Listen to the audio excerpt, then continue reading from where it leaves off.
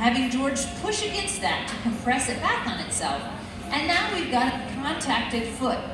So we have created a foot out of the same bubble as the vessel itself. So a really fun technique.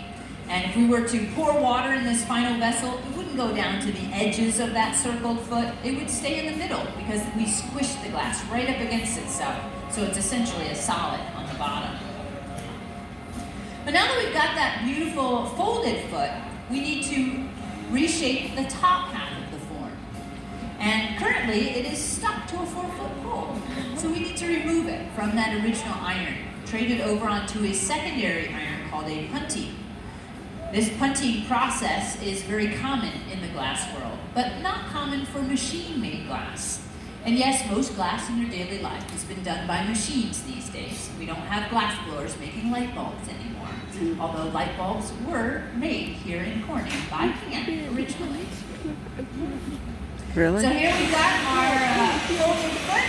Wow. George is going to gather a small amount of glass to create the punty. The punty is that delicate and temporary connection that we're going to add to the bottom and hold onto our piece to shape the top half. But to remove the piece, that really just means we need to break the piece. And how many folks here have broken glass before? Blood yet? Now when that glass broke, did it break into really cute shapes like squares and hearts and circles? No. Glass has a tendency to shatter in very irregular, unpredictable ways. So one of the greatest challenges of learning to work with glass is also learning to break glass in a controlled way. And we find that creating and exploiting weaknesses is the best way to break things. So this connection that we're making with the bottom of the piece is done a little colder. Not truly hot bonded to the bottom, we'll be able to have that weak connection exploited at the end and remove it. At the top, she narrowed it down nice and tight, and it broke so easily right along that line.